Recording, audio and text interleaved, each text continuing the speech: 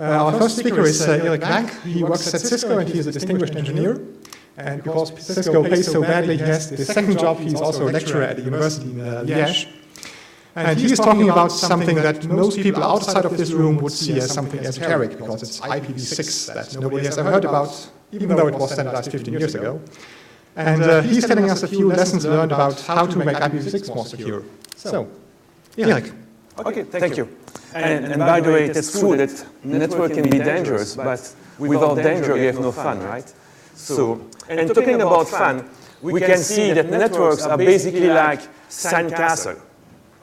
Okay? If you wonder why, on the top of it, that's layer 7, of course, where you have all the services and the data. Somewhere in the middle, like layer 3, there's the firewall. And of course, at the bottom, there's the layer 2. Oversimplified, of course. And on this picture, can you spot the attacker, the bad guy? That's the wave, right? My point here is just to kickstart the discussion, of course, and the presentation, but also to state to you that if we cannot rely on security of the layer 2, the security of the above layers are basically just a dream, an illusion. You need to get very solid foundation here. And the first thing we see when we deploy an IPv6 network, and as Stefan said, in front of this community, I will spend no time explaining why IPv6, what is IPv6, right? I'm assuming that most of you are already running a v6 network.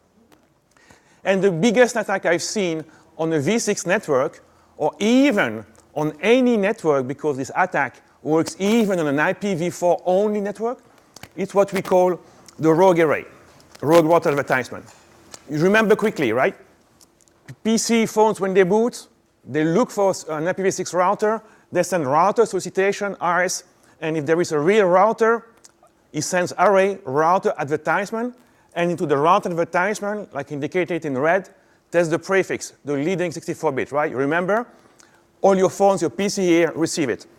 And then you have the prefix, you do stateless data configuration, random number or your internet address, you glue it to the prefix and test stateless data configuration, right? You have your IPv6 address, and if you use the data link layer address of the source of the router advertisement, you have the data link layer address of the router. So you can go out and reach the internet. Great. And I remember you that in about 15 days, this will be the 6th of June, and this is the World v6 launch where all the major websites from Facebook to Google and others will enable prepared. Of course, like Stefan said, route advertisement has been designed about 15 years ago, where the network was only with good guys and fairy tales and blah, blah, blah, blah. No real network. So this mechanism has been designed without any authentication. Okay, there is no signature there by default. So come a guy, and if you look at about the color of its hat, that's a black hat, of course, right? A bad guy. It's easier to design as well. So it's sending arrays, can be wrong arrays. And then, of course, now all the PCs are configuring themselves badly. In the good case, at least, they got the data link address of the IPv6 router, and they send traffic there. This threat currently is very minimum, right? Because there is little v6 website. So there will be little traffic going there. Starting 6th of June, everyone wanting to go to Facebook, the Google, or whatever, they will use this path, okay? Go to the bad router, and then the guy can do either drop the packet, because it's misconfigured, DOS, or can insert itself in the path, man-in-the-middle attack. Okay, intercept connections, steal session cookies, and blah, blah, blah, blah. We know the story. I see this attack quite often in the network. For me, this is 99% of the attack I've seen against IPv6 is this one.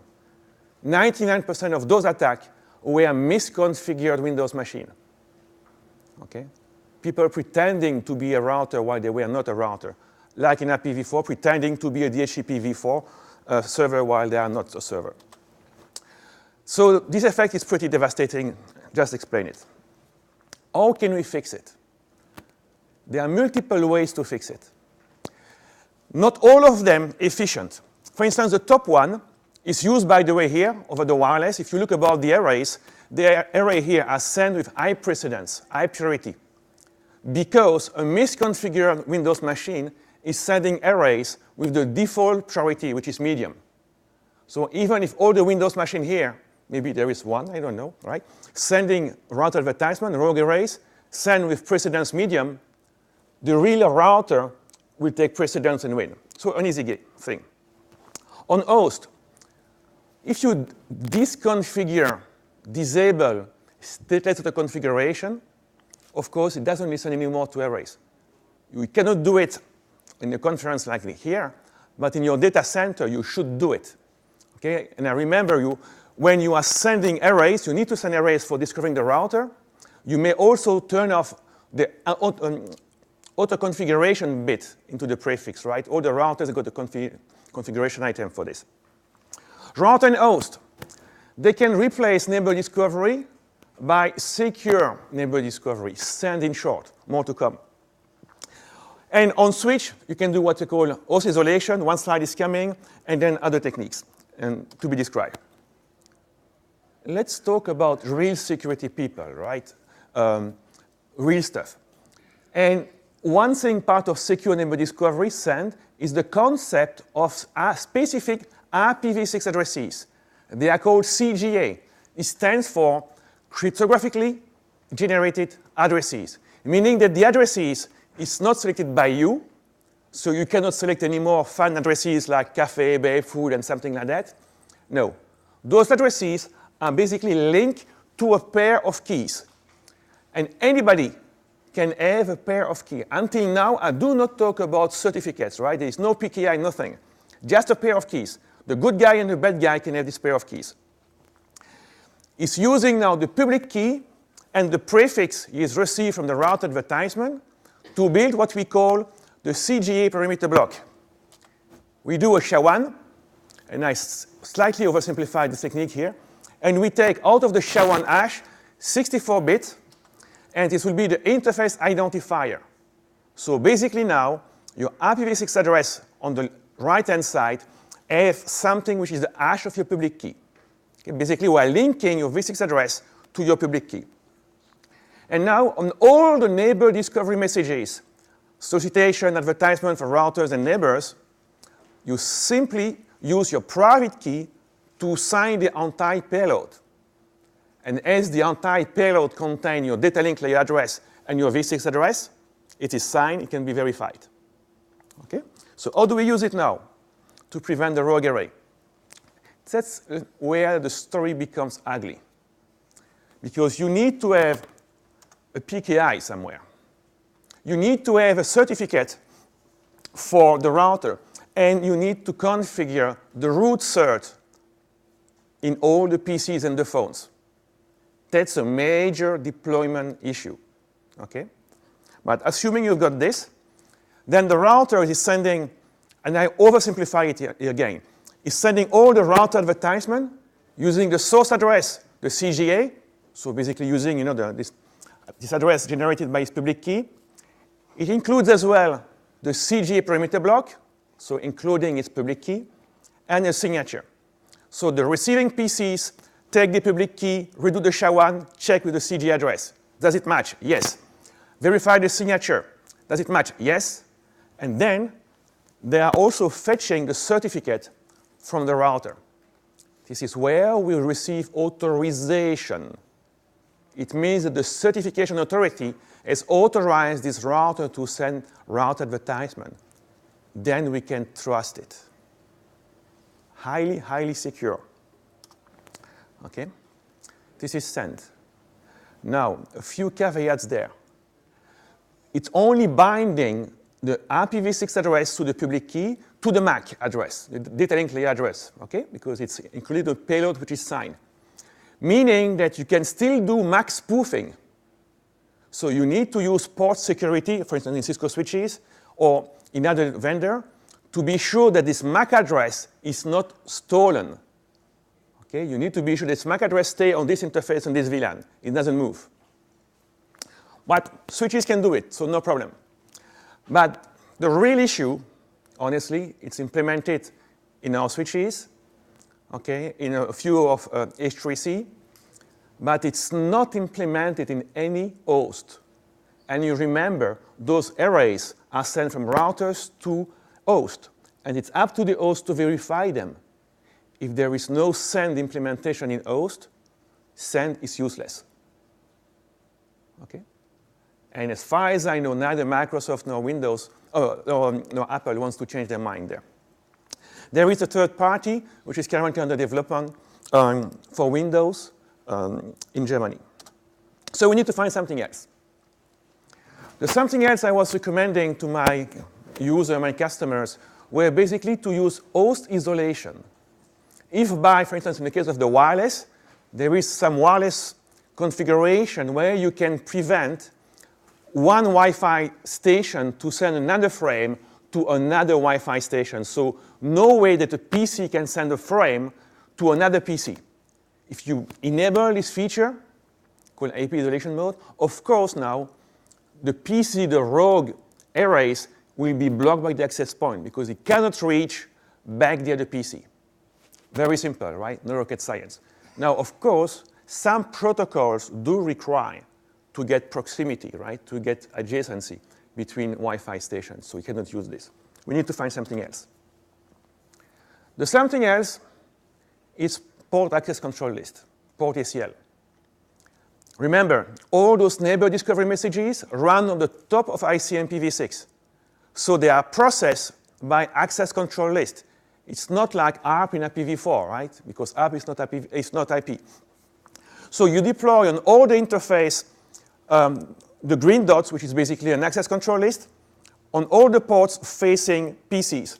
So now the array is coming from the top router, doesn't match, doesn't find on the path this access control list. So frame with the route advertisement is bridged and forwarded and multicasted on all the stations in the VLAN. Cool. The bad guy here is red. He's sending a rogue array. It hits the access control list, it's dropped. Again, not rocket science, but shame, for instance, on some vendor, including ourselves, not to have this feature before summer 2010. So we can only do this for 2 years. Okay? So, but now we can do it. The IETF has standardized array guard, as it's called. That's an RFC, which describes this. So by some magic, the switch or the access point or any device which is in between a real router or an attacker with a question mark and the PCs and the Windows machine and others can inspect the route advertisement, not only about the source address or the source port, but also by the content to check whether the prefix which is announced is correct, whether the MTU which is announced is correct. Okay? And ArrayGuard, the RFC, have multiple ways of configuring this. It's either static, so you say on this port I got a router, on this port I don't have a router, or it can implement send. If the switch implements send, then it can discover the real router because the switch has been configured correctly. Okay? So you can scale send there. So maybe scan has a future after all. But it works mainly thanks to access control list. And we have something pretty bad in IPv6. And the something pretty bad is that RFC 3128, which applies only to IPv4, does not work for v6. It's not applicable. This RFC states you can never fragment within the UDP or TCP header for IPv4. But in IPv6, you can, with the extension header chain, you remember, can be so long that these are two fragments from the same datagram. And in this case, we have, for instance, the TCP header into the second fragment. Cannot exist in IPv4. That's an issue for stateless firewall, like ArrayGuard. Not an issue for normal firewall, right? They're stateful. They do reassembly. But if we want to do ArrayGuard, that needs to be done in hardware, right? It needs to be done at 1 gig or 10 gig. So a specific case now is even worse. We can not only fragment within the extension header chain, we can also fragment within an extension header itself, like a destination header here. Now, meaning this ICMP payload is into the second fragment, and there is no way a stateless device can understand I need to check for the ICMP payload to see whether it's a router advertisement or not. There is no way. Okay? So that's, of course, annoying. There's an attack tool for doing this, coming from THC. And the only thing we can do right now is on some routers, for instance, switches like ours, you can have a keyword called undetermined transport. And these keywords will drop all the first fragment. And if you drop the first fragment, of course, the second fragment will be received by the host, but the reassembly will time out because it's missing the first fragment. So the attack will not work. We can do this right now in May 2012 because I have yet to see a valid packet which is like this coming from a normal application. You can use Scapy or any tool to easily generate those packets, but in real life, I have yet to see them. We have started as well, it's pretty early, but at the IETF and the 6-man working group, an internet draft basically preventing this situation. Basically, we would force to have the layer 4 information, whether it's TCP, UDP, or ICMP, be completely into the first fragment. But then it will take a couple of years at the IETF and a couple of years to be implemented. So currently, the only solution to really use iRegard is to drop all those fragments. Okay? They should not happen. Okay? Fragments, first fragment without layer 4 information should not happen in a real network. I understand that's lame, but that's engineering, right? I mean, that's the protocol is there. Neighbor discovery spoofing. All of us know about R spoofing for v4, right? And because R post not authenticated, that's the same thing in v6. The neighbor solicitation, neighbor advertisement, nothing is authenticated. So pretty much like R spoofing or like the rogue array, because no authentication at all. That's an attack that requires layer 2 adjacency. And the IETF SAVI, so source address validation improvement working group, works on this. How can we mitigate this? How can I prevent one station to steal the IPv6 address of another one? One way, static neighbor cache entry, like static ARP entries. It relies on the fact that hosts should not update themselves. My own experiments show that hosts, when they receive neighbor solicitation, they change the mapping. So actually it does not work, the first one. You can use send, I will come back on this. Host isolation, of course, right? If you cannot send the wrong neighbor advertisement message to the victim, nothing there. Or something we call address watch, address gleaning, that I will explain. In the case of send, and in this case, we do not use certificates, so that's a little bit easier. But everyone, when a PC, for instance, advertises itself to a router, is also using its source address as a CGA, is sending the CGA parameter block, remember, that includes the public key, and then signs it. So again, rock solid. Again, you need to use port security to prevent MAC spoofing, of course. So now, most probably you know what we call in our product dynamic ARP inspection and DHCP snooping, right, for IPv4. That's all we get the binding between the IPv4 address and the MAC address. Thing now, in IPv6, there are multiple ways of getting your IPv6 address. There is the DHCP, static, and stateless auto configuration. And even worse, with the privacy extension, so you can change your v6 address every day or so. So what do? That's what we try to leverage all the information we get. Some source of information, like send, if we intercept a send packet, it's highly secure, right? It's highly trustable. But in some cases, it will not be the case. So for instance, host number 1. Right, I got on the left-hand side 3 different hosts. I got a switch in the middle, a DHCP server on the right-hand side, and something we'll be building there. That's the official binding of all the MAC addresses to the v6 addresses, and while we add it to the port and the VLAN. This guy, host number 1, is sending a neighbor solicitation. So he's asking for the data link layer address of somebody else. In v6, it has been optimized. So neighbor suscitation includes the source data link layer address as well. So we look into the binding table. We see there is no such entry for host number 1 and address number 1. You are the first stalker. I assume you are the right one. So basically here, the first one using a v6 address keeps it. Okay? That's lame, but what can we do else? Nothing, right? That's basically it. Oh, host number 2 is better. It's using DHCP. So we snoop the DHCP request and the reply. Small change in DHCP v6. You can receive multiple v6 addresses in one packet. So in this case, I will need to enter 2 bindings for 2 v6 addresses. Okay, not a big deal. We can do it. But now here comes the annoying stuff. Let's say the switch rebooted, or somebody simply used its own privacy extension, so generated a new v6 address. And we see a data packet. So no more neighbor discovery or whatever. A data packet that is not in our binding table. So again, we need to trigger a process. And the process will do 2 things at the same time. Here I will describe one and the other, but it's done at the same time. We do that, duplicate address detection. So basically, the switch will send a neighbor citation packet with the source being : and target being the address, the source address of the data packet.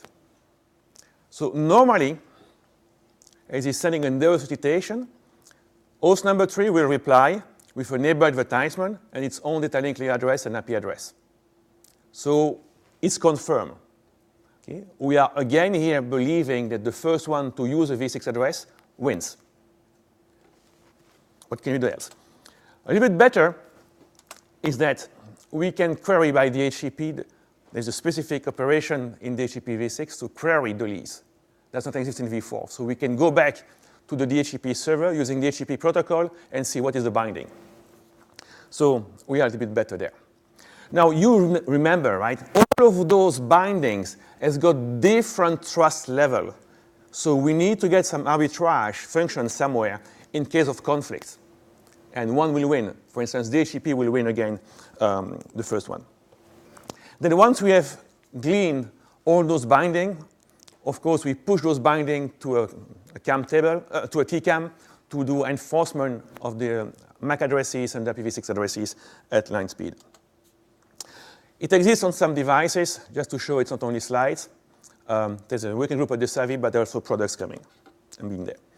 Last attack that I would like to talk. There are a couple of others, right, Martin? 25 minutes and 2 minutes and 40 seconds left. I just would like to describe another one. And this one was really scaring me a lot, because this one is remote. All the others requires an attacker being on the same layer 2. In this case, the attacker could be on the other side of the world. Okay? So now the attacker is actually scanning. We know that scanning a v6 network is mission impossible because there are way too many addresses. But what if the bad guy is sending packets ping to addresses : 1, : 2, : 3? This attack does not work on the v4. It works only on the v6. The v6 router, the last router, what he will do, oh, look in my neighbor cache. I don't have the data link layer address for : 1, : 2, : 3. What am I doing? I am sending neighbor solicitation once. I wait 1 second. I send a second times, a third times, and then I discard the packet. Basically, I am using timers, meaning CPU, and I'm using memory. That's a denial of services attack again. Okay? So the router smoke. Really, really scary. Can also be run locally. But what scares me on this one is really the fact it can be removed. So how can we mitigate this?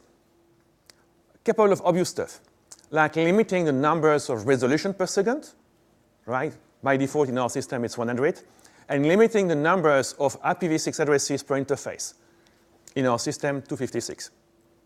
And then if you remember the neighbor discovery process, entries are reachable, then they become stale, and then, meaning we have not seen traffic anymore, and then when they are stale, the next packets will trigger a probing state to check whether the neighbor is still there.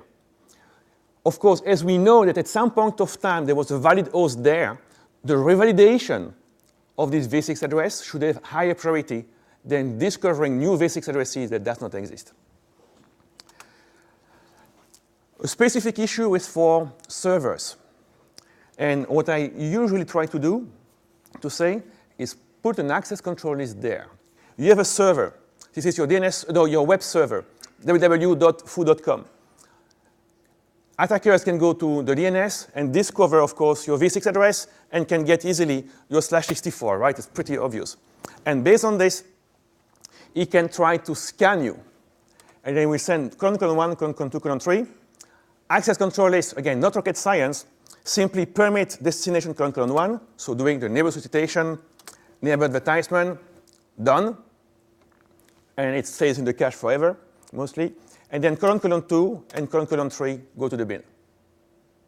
Pretty simple. And for security, you should do it anyway. Then you defeat the attack. But honestly, it was scaring a lot of people for the v6 World Day last year. But we have seen nothing. So hopefully in 2 weeks, we see nothing as well. So, addressing Mr. Chairman impatience and your exhaustion after this long day, summary. Remember the sandcastle. Without secure layer 2, you cannot build secure layer 3, 4, 5, and 6, and 7. The most common threat that I've seen in real life is this rogue array. I'm pretty sure you've seen it in your network. We start to have mitigation techniques now, like this host isolation, think about the access point, secure neighbor discovery, yes, but there are very few implementations, so good luck. And all the savvy-based techniques, right? Learning how the bindings are done by snooping the HTTP, by snooping the neighbor solicitation, doing that and something like that, and enforcing it. There is another issue leaving, remember, it's for the rogue array. If the packet is fragmented, I mean, none of those techniques can handle those fragmented packets where the ICMP payload is into the second fragment. So we need to do some work there. What you can do right now is drop those fragments, first fragment without layer 4 information. That's good enough, but we can do it in May 2012. I'm not sure whether there will not be coming an application later that requires this. Wait and see. Neighbor cache exhaustion, we just see it. And there are products available implementing this. Do we have time for a question? Yeah, sure. And by the way, I wrote a book on IPv6 security with a friend, so that's a shameless plug. Any questions? Yeah. So, do we have a microphone, by the way? If not, then please do speak up.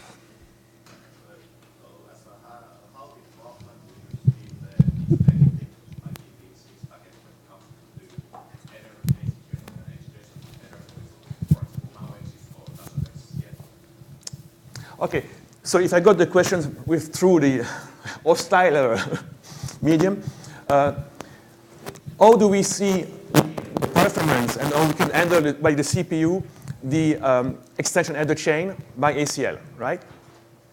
That's it? Here, there's a mic. Okay, is that only a product of access control list? No, in any way, like stateless or stateful. Like, can you ever win the race? Or should we just drop all weird packets and keep it simple?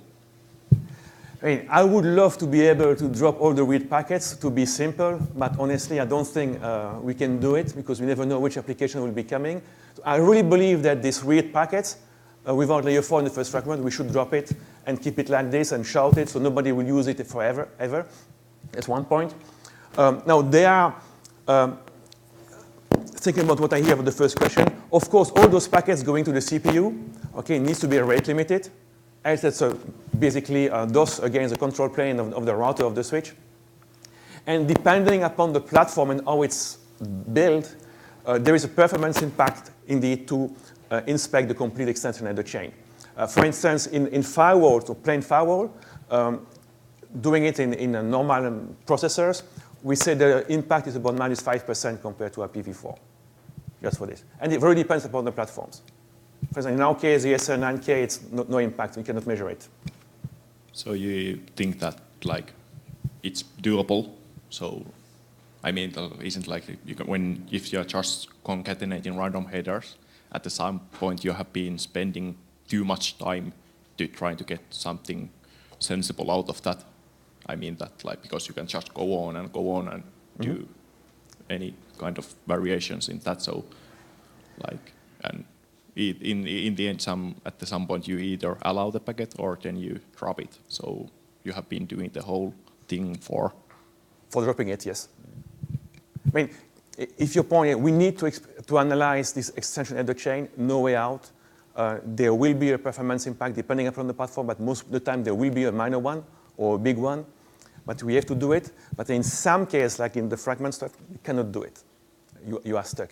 And indeed, attackers will discover this. Okay, that's public since last year. And there are tools, right? I didn't forget to mention it, but there are tools from the German guy, from Mark Oesi, doing it. So.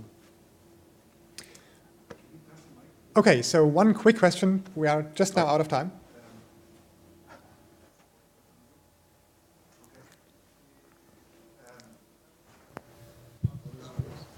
Okay, a related question to this chained header. I mean, why don't you? You can discover in the second packet or in the second fragment, you can discover the ICMP or the upper layer.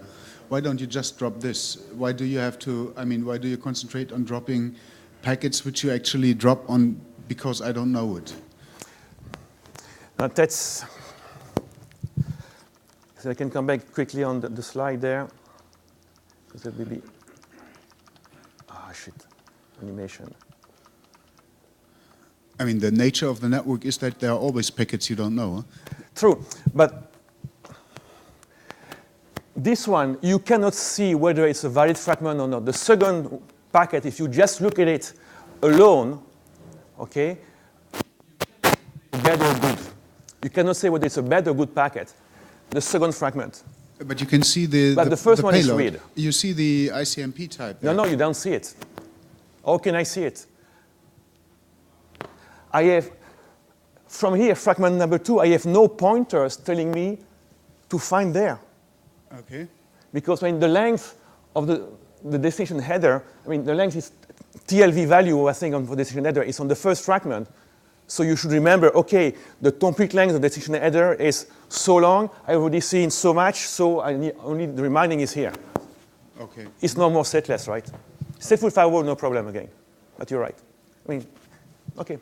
Okay, so thanks for these questions. Unfortunately, we are now out of time, so let's just thank Eric for this very interesting presentation. Thank you.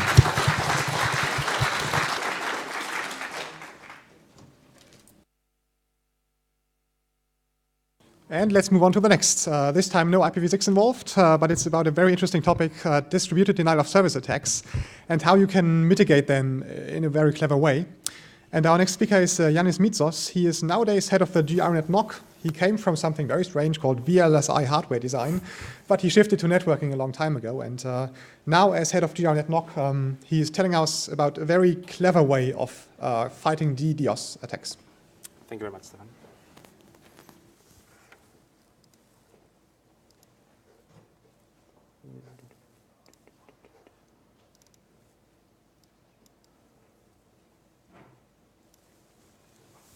So, dear all, thank you very much for this, Stefan, for this introduction. I'm going to present you a work that has been carried out the last 6 months in GRNet. It's about a new service. This service currently is in beta version. We are running some tests in order to put it on real production.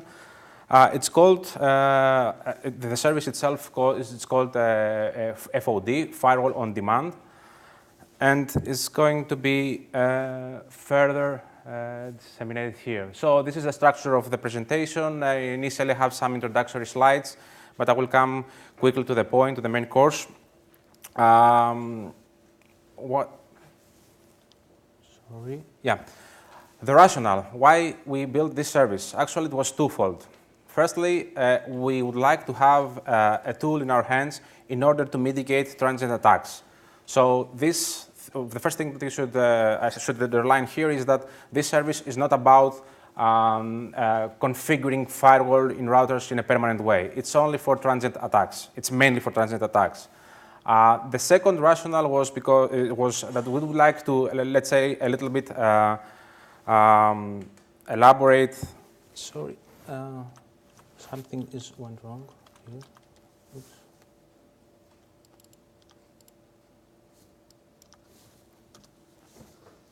You full screen. Okay, here we are. So just a few slides in order to refresh your memory about distributed denial of services. So again, the bad guy here is marked is colored in black. Normally, attackers are using zombies for their attacks. Handling the attack coming from one bad guy is relatively easy. You can either put network firewalls or you can put firewalls at your system level. It's something that you can tackle on a very easy way. However, nowadays, and what we notice is that there are some attacks that are produced by, let's say, army of zombies. So one bad guy has distributed in a way malware or any other software that has infected the PCs or the machines of an army of zombies, as we call it, and these zombies are actually attacking in an orchestrated way the service.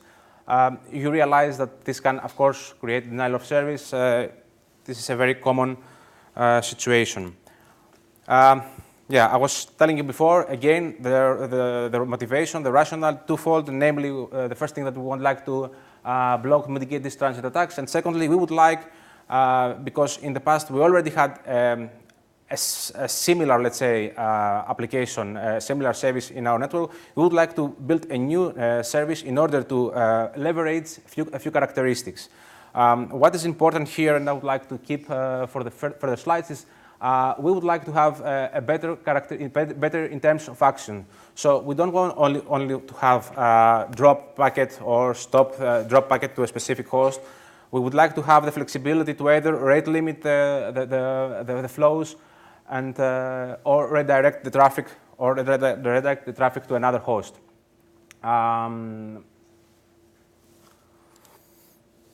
So we came up with this protocol. It's called BGP flow spec. It is an RFC drafted since 2009. What it does is actually it utilizes the BGP protocol in order to propagate some rules and some actions. Only those two things. So what it does actually is it utilizes a new NLRI in BGP in order to propagate these things. So you can see again that the actions that you can have is not only block, but you can have accept, discard, rate limit, sum, redirect, etc., etc. Not only this, you can also specify the matching criteria not to be an IP or let's say source of destination port, but you can further go dig into more details like setting the TCP fields or any other flags. What are the advantages? Why this is more robust than the previous, our previous, let's say, efforts? It's efficient mainly because it relies on BGP. We know BGP very well. We're using it in so many years. So it's nothing. It doesn't rely on a new infrastructure or on a new layer. So again, it is. It's a different NLRI, so it's just an extension of BGP. Of course, BGP has been heavily, let's say, explored in terms of scalability. And what is also very, very important, it's the trust model. Currently, in the BGP peerings, as you already know, we have trust models. Peers have their own filters. They know what they know what to expect. So it's quite difficult, I would say, to break this trust-ship. What are the two other alternatives?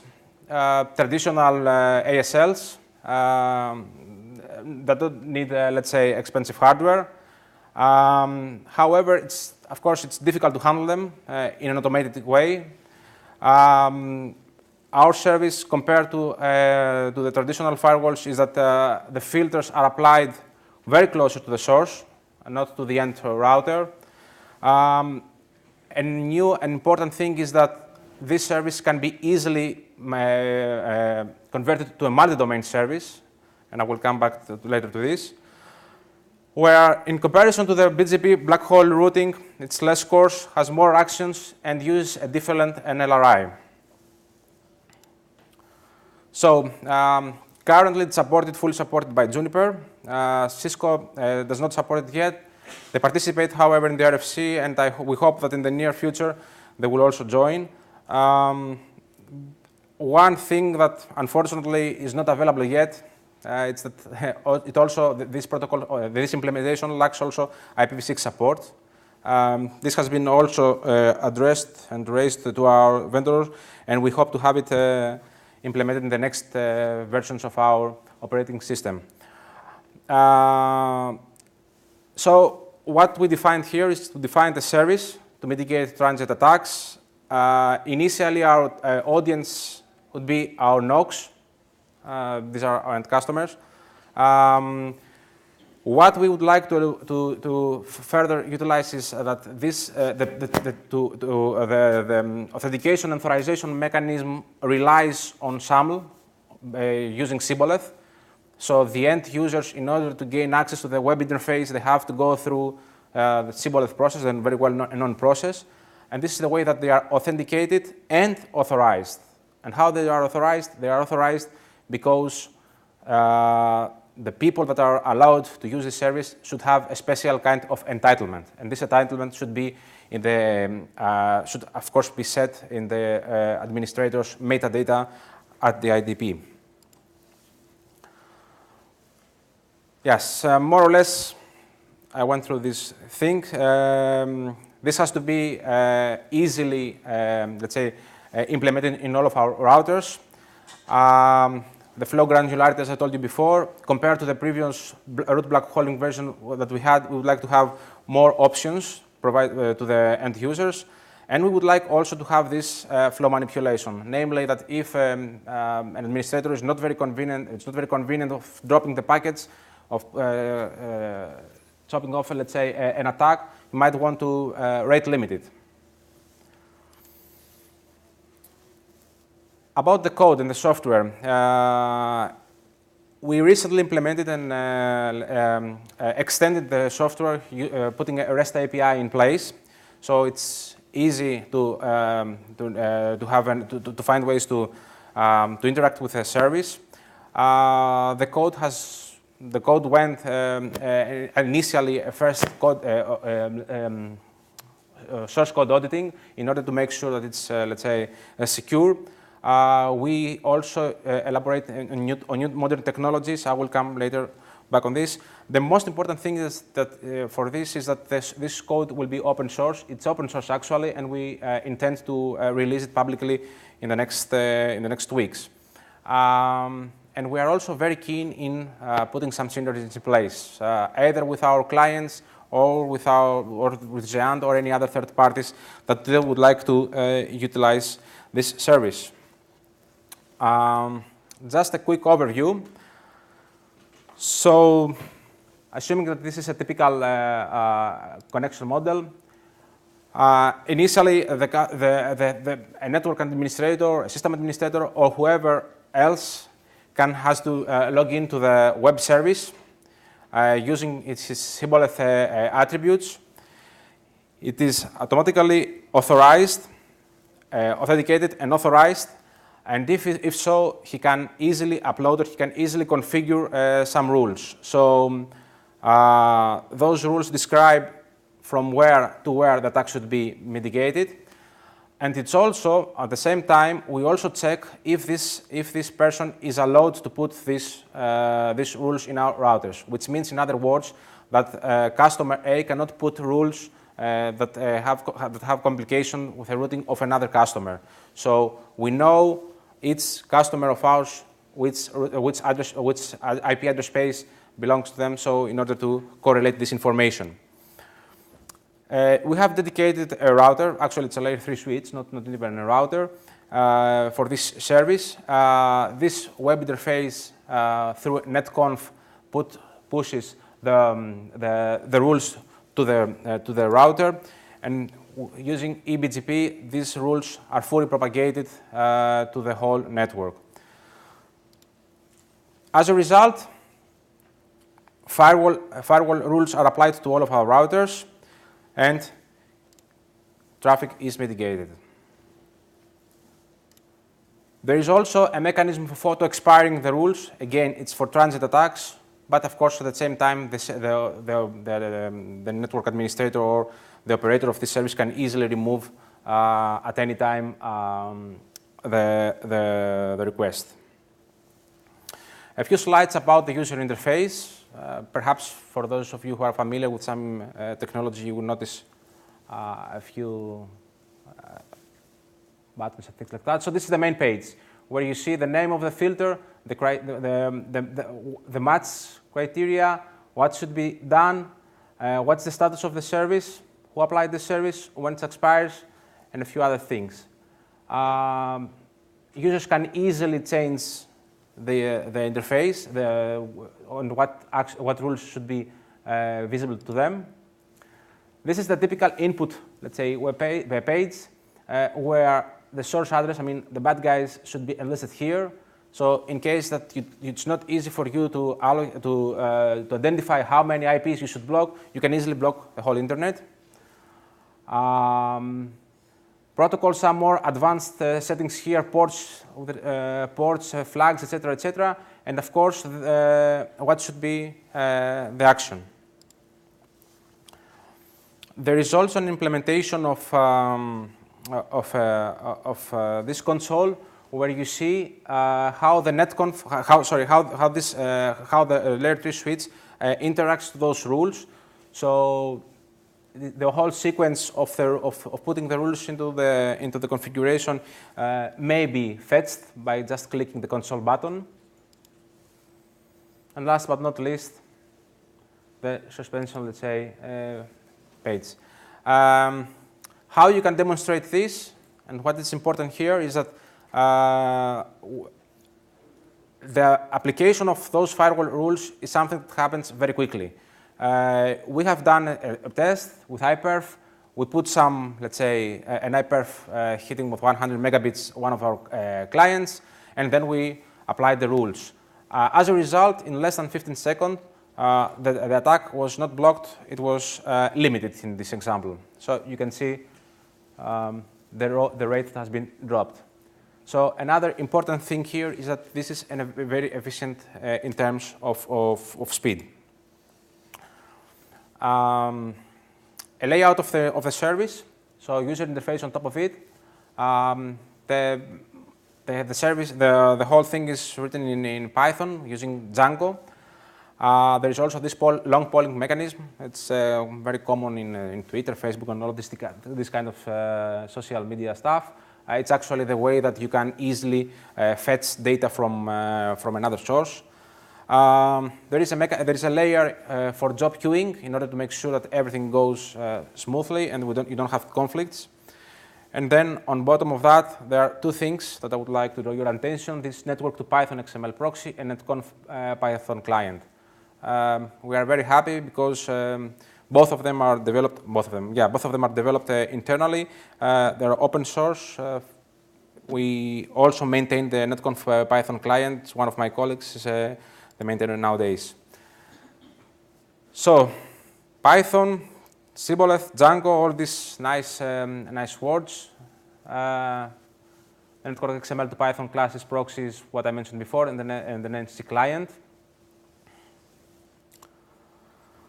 Again, the information flow, so the user initially logins to this web page. We have a lot of tests in order to make sure that firstly it's authorized, it's authenticated, it's authorized, and it's also and it owns also the address space to which he wants to put filters on, so to prevent attacks in different customers. We have a mechanism, to send back some notification and status of the service to the web interface. And what we do then is that actually we transform all these rules to Python objects we perform the operation to the database, we make sure that everything is okay, and then we create some nice XML messages that are to be sent to the layer 3 switch. The configuration is propagated, the EPGP automatically is propagated as well to the peer routers, and the firewall rules are immediately enabled. So as I told you before, it's in beta version. What we are doing right now is that we're doing some stress tests, actually, to be honest with you, just to make sure that it scales very well. We have successfully mitigated an approximate of 10 attacks in our core network, let's say, and we expect that very soon we will polish a little bit, remove some comments. I don't know if there are Greek comments inside the code, and make it available in our public repository. But why is this service relevant and interesting to all of you? Because it can be easily, let's say, adopted adopted by the Xen community or by any other NREN. How? So again, coming back to my previous example, we have a customer, a local customer, that would like to block an attack within our network. But if Xen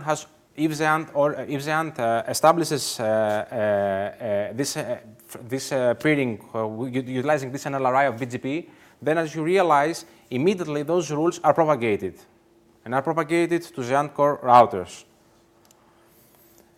Of course, there is always a mechanism to protect yourself. You know very well, route maps and all these kind of filters of BGP full filters have to be applied on the other side in order to avoid unpleasant situations.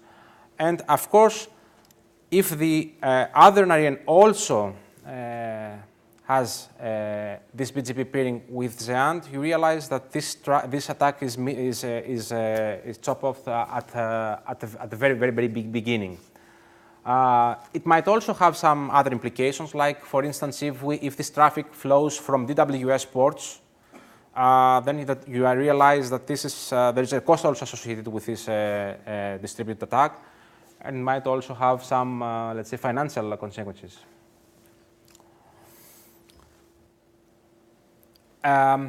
What we intend to do further to this is to further explore some synergies, either with Xen or with any other shared team that would like to use this service. And we are also very keen in fetching data in an automated way from other sources in order to apply to our service.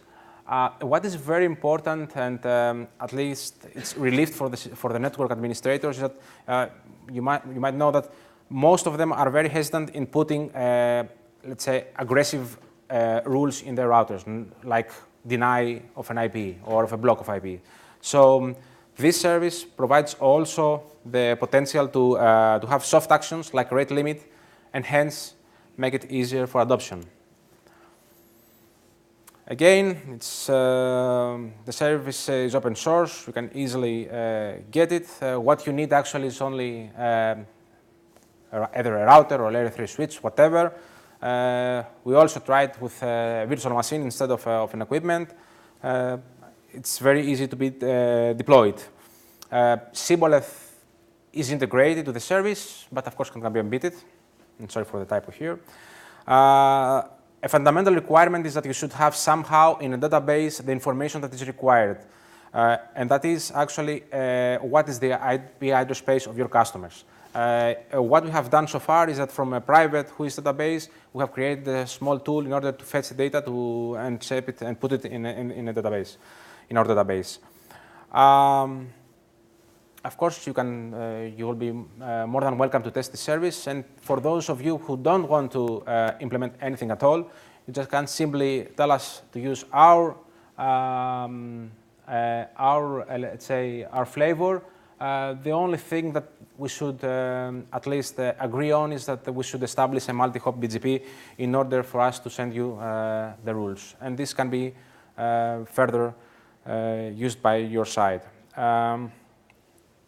Last thing that I would like to draw your attention here is about the shibboleth. Of course, as I told you before, either the NRENs might want to deploy their own version, or it can be as a further food of thought, be edugenized in order to fit in the context of the new Zen. So this more or less concludes. Again, the work has been conducted by carried by 3 of my colleagues. If you'd like to ask me something, feel free. Yeah, so thank you for this presentation. Are there any questions?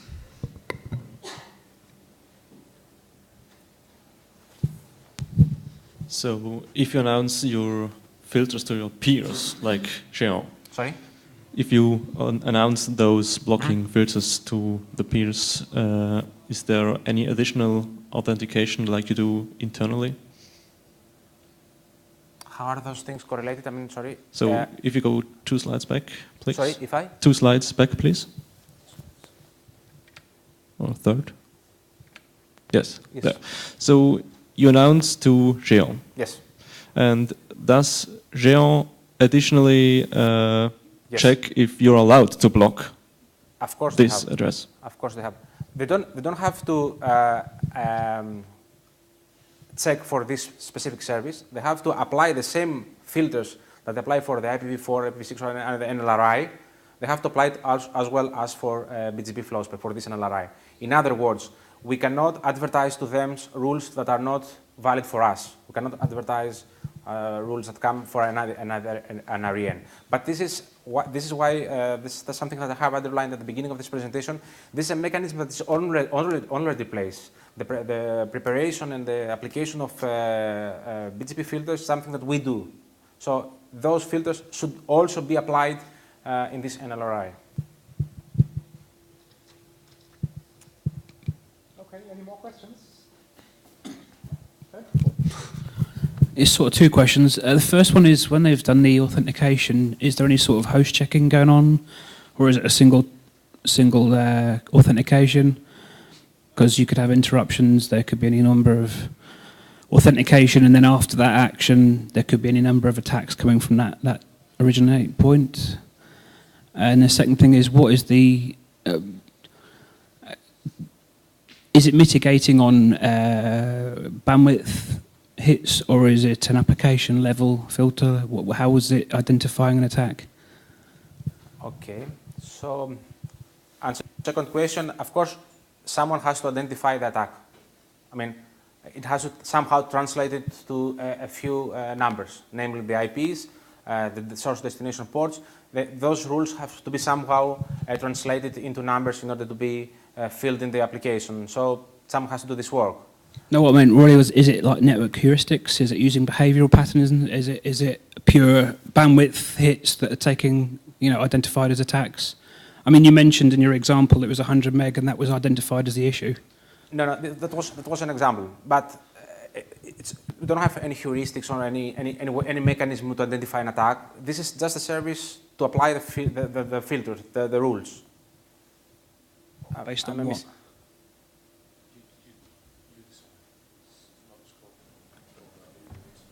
I think it's about, there is no decision on what constitutes an attack. If someone feels attacked, he can use this interface to block the attack, but what exactly is an attack is that person's determination. Yes.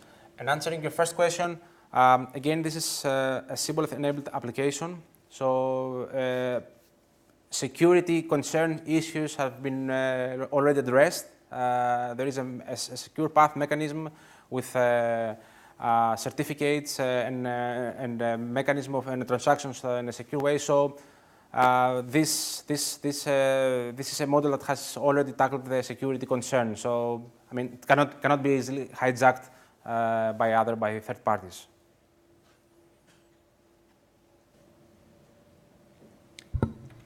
Okay, I think we had one more question coming from there. Could that be? No? Okay. Then sorry for disturbing you. Then I think we are done. So thank you again. Thanks, Han.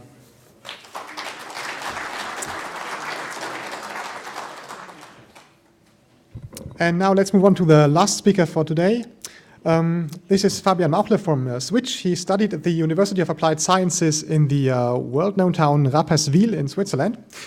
He's working at Switch since 2010 in the NOC. And His talk today is touching an almost philosophical issue. Should there be the one all-knowing firewall that protects your innocent servers from all the bad that comes in from the world?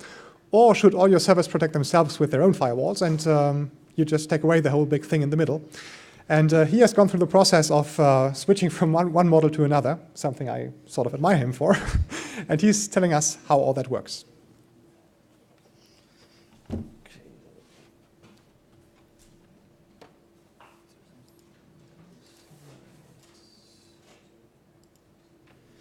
Okay, thank you. Can you hear me? It's okay.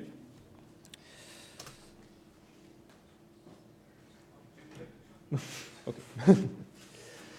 So I split my presentation basically in two parts. The first part will be about why we are doing this, and the second part will be how we are doing this.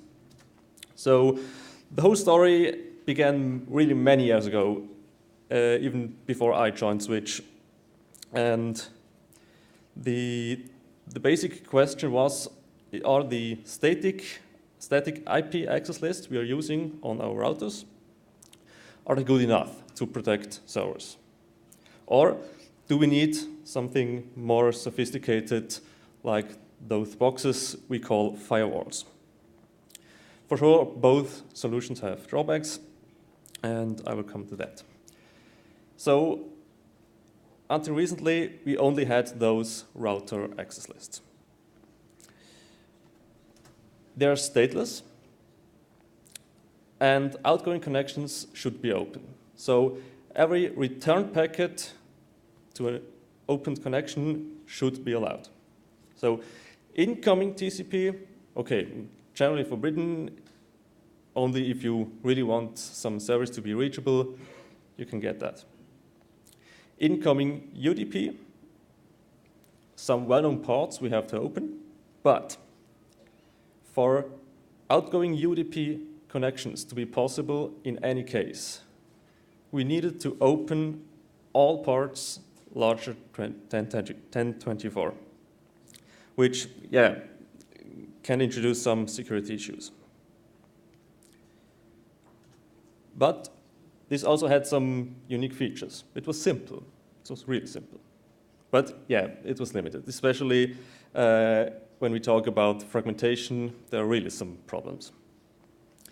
Then we had really excellent performance. So those routers can do access lists on line rate. So we get multiple 10 gig without any problems. And it runs pretty stable. And from the, well, not really from the beginning, but from quite early, we get pretty decent IPv6 support into this. And yeah, we began with IPv6 quite early. So if you put this into a picture, we thought it would look like this. So you have your router, which builds a small wall in front of your hosts. But, well, the wall is not quite high enough. So especially for UDP, there is a big gap. And, well, ICMP as well. So what could we do if we had a firewall? Well, it's stateful. We don't have to open all those UDP connections. We have good support for fragments and all that. We also have better logging, typically. So we know better what the malicious traffic or the unwanted traffic is. If we want, we can get the packet inspection. But, well, it tends to be a little of a bottleneck. And we often experienced firewalls from our customers as a single point of failure. Not because there is no redundancy in those devices. You can have two of them synchronized. But this redundancy is often hard to configure and maintain, so it's error prone.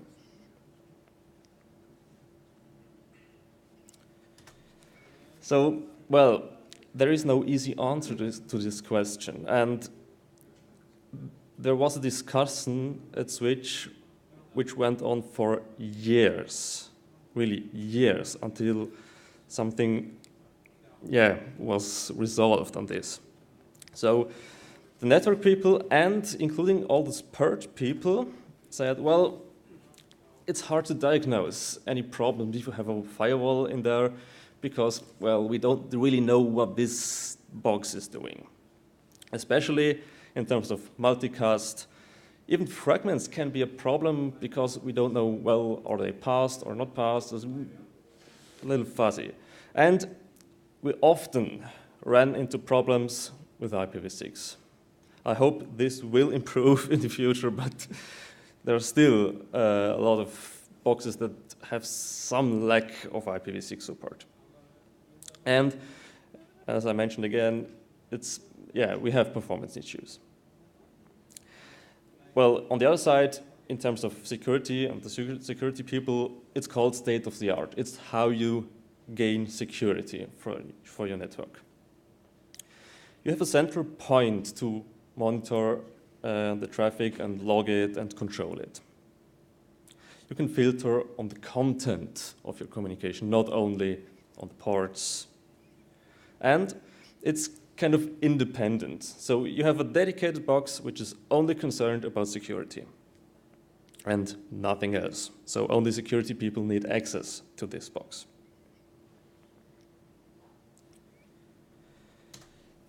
So there was a judgment by, meanwhile, our former CEO, Thomas Brunner, but he's still at Switch. And he ruled, well, we divide by office and the servers. So in the office, we have quite a wide range of equipment. And if you think about all the stories about bring your own device and all that, the number of equipment will increase, and you will have sort of a little less control about it. Every employee has root access on his device. So he can literally do with it what he wants. Sure, there are guidelines, like you need to patch it, you have to encrypt it, but he still has control over this device. So we need a point in front of it to really enforce security. In contrast, the servers are typically well managed. They're managed by the system people, they're patched, software is only there if we really need it. Only a few people really have root access. And we have a goal there, which in the office is not that really important. We need to achieve a really high grade of availability and performance. So we separate in the office our networks between departments and teams, and we put there a central, stateful, redundant firewall.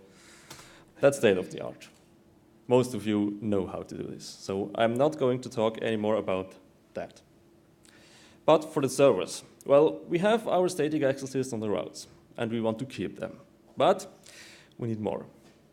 So we put a firewall on each server, but we don't put a firewall elsewhere in the network for servers. So now, how are we going to do that? Let's recap. This was the picture. Now, well, we reinforce our hosts. Well, yeah, just install or literally enable the local firewall because most server operating systems already have that functionality in the kernel. And to save a little bit of resources because the length of those access lists is limited, you can a little bit reduce on the routers. So if we take the high-level view of the switch network concerning servers, we have our internet backbone, we have 3 data centers, each connected by, at the moment, 2 times 10 gig. So there are routers, we have our access lists there. We deploy our servers in the data center. So what about the numbers? Yeah. We get on each VLAN interface, we have an access list, we have a total of 41. We had them before, so nothing different. But we have, I did the count last week, 372 servers or virtual servers. I'm not sure if this number is still true because it's increasing quite fast.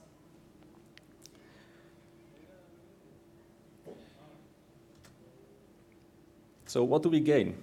We have a stateful firewall for each server without having one of those boxes. We have protection within the subnet. So the firewall is typically somewhere close to the router. So we protect each server from each other. We have a second line of defense. So we have the access on the router and the server. And it's scalable. We have virtually no performance impact. I will come to that on the next slide. It scales with the number of hosts. So each time I'm going to add resources for my applications. I add also resources for my firewalls. I always use a tiny little bit of these resources for firewalling. I have no central performance bottleneck. Sure, a host can be too slow to process its traffic, but I can add more. And I have no limitation in bandwidth because on the router side, it's still line rate, no problem with that. And I don't need any synchronization anywhere in my network. So it's easy to configure. And I can use multipathing, asymmetric traffic. Yeah, adds to scalability. So about the performance. This is one example of one of the first hosts. We implemented this. We know it as Dione. You might have encountered it as a SourceForge mirror. So this was the CPU graph, and when I looked at it, I was kind of worried. Might I have a performance problem there? So I looked at the network graph. Well, there is some correlation.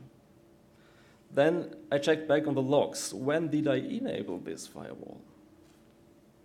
Okay, it was only until on the 28th of August. So now, do you see any performance impact?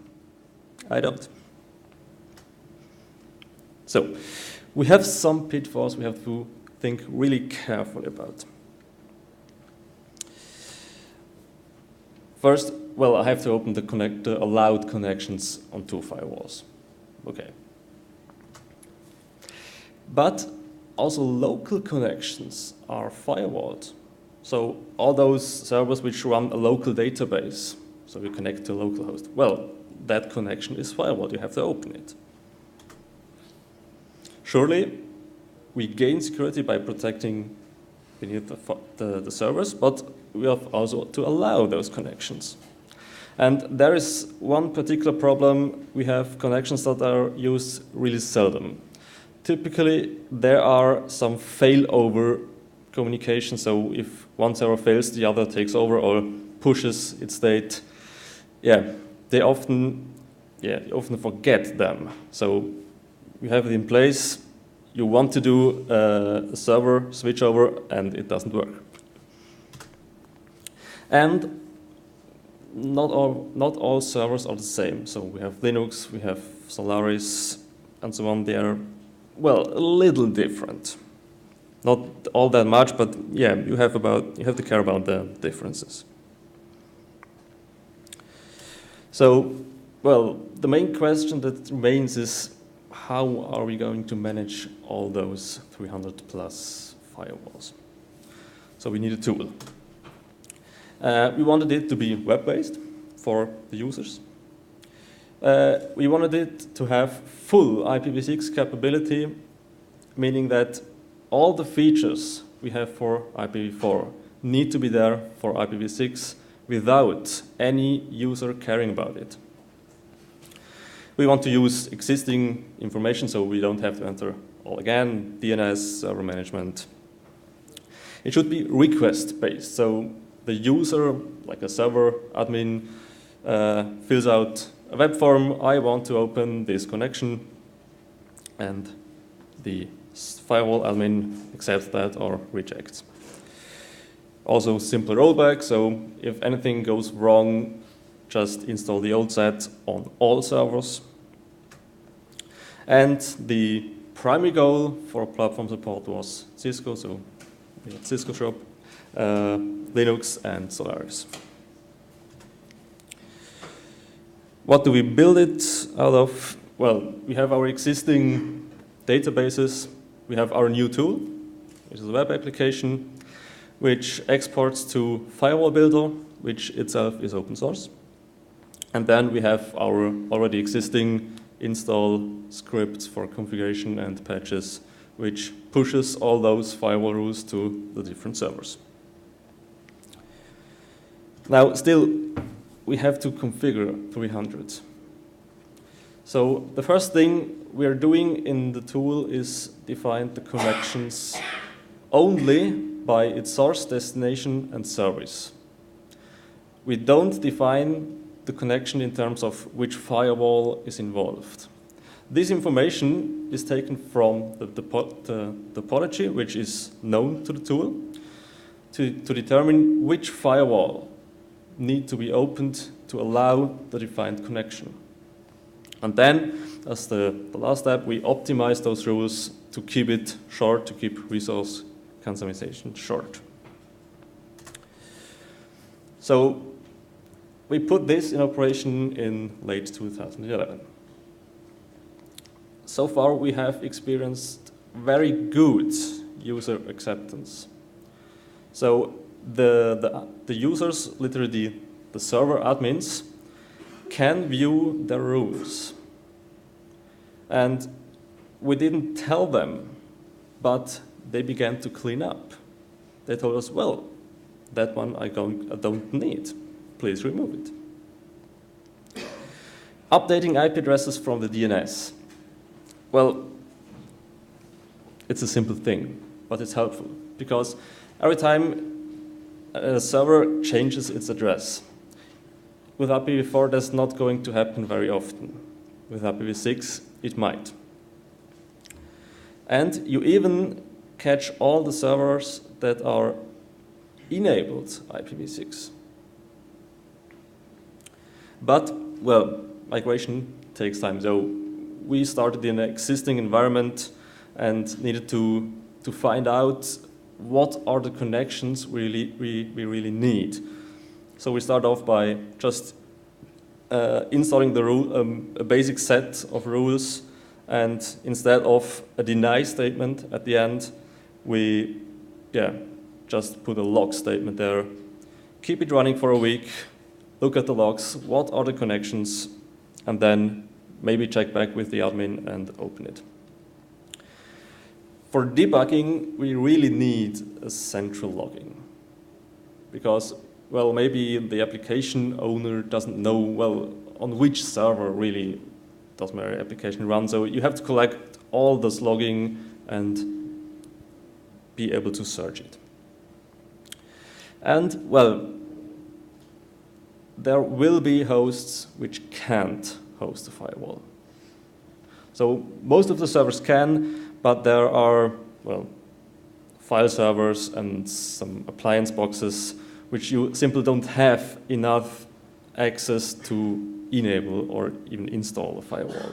So you need to have a solution for them, and ours so far is to keep with the ACLs on the routers and have it a little bit stronger, and for the rest separate these hosts a little. So what do we plan, or what are things we would like to have in the future? We want to have support for OS X, though that will be not much of a problem because Firewall Builder has also already included this. Windows will be more difficult because there is no support for Windows in Firewall Builder. And because the management is done not by security people, but by system people, we need an audit procedure, like every year or so, to check, do we have any issues with well, two open hosts, or yeah, should we take anything in action? Okay. Questions? So thank you, Fabian. Yes, if there are any questions, please raise your hand. So I have two questions for you. First question is, if I understand correctly, your firewall management system only works with hosts, not network firewalls,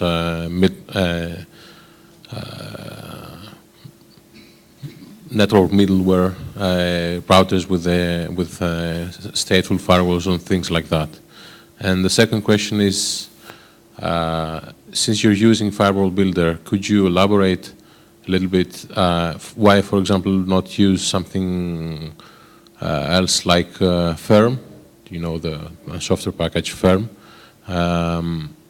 What is the reason to use Firewall Builder, and why you decided to build on that?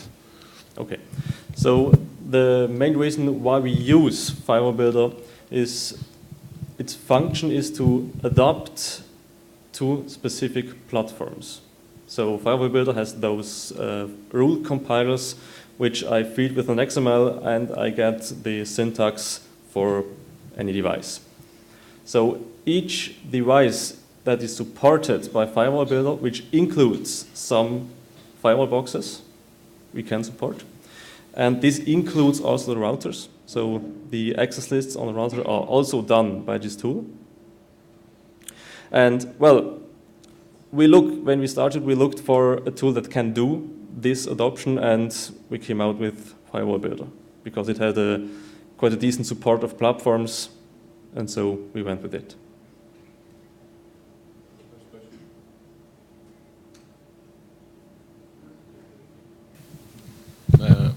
This also answers the first question, right?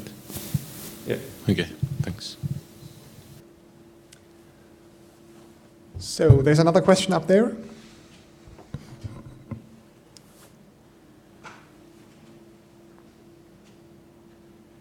You said you will do an audit, for example, in the future once a year or whatever.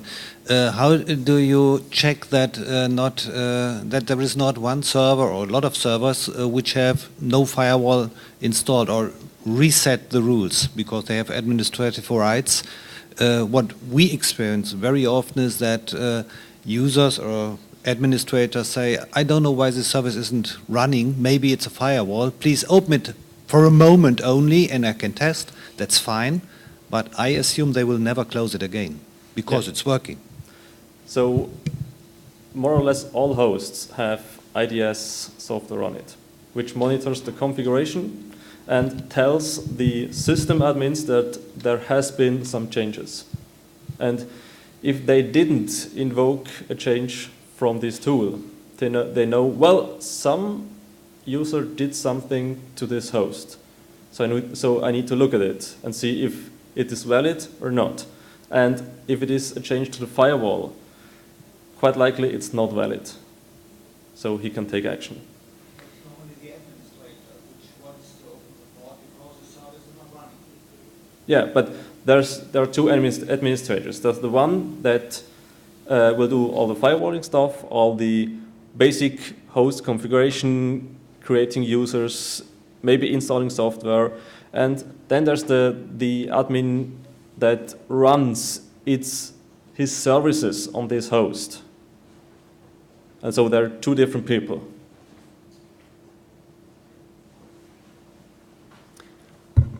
Okay, more questions?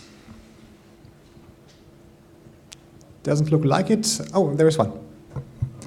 Please wait for the microphone for a few seconds.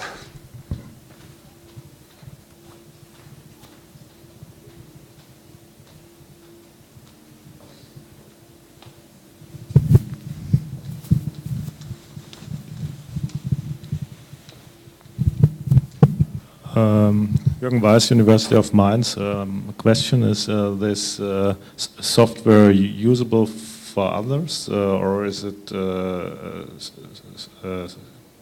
too tightly integrated in your setup? And if it's usable for others, others is it available? So at the moment we don't have plans to make it available, especially because it's quite tied into our environment. But if you're really interested in having a look at it, please contact me so we can arrange something. Okay, we might have time for one more question if there are still some. If not, let's thank Fabian again for his excellent presentation.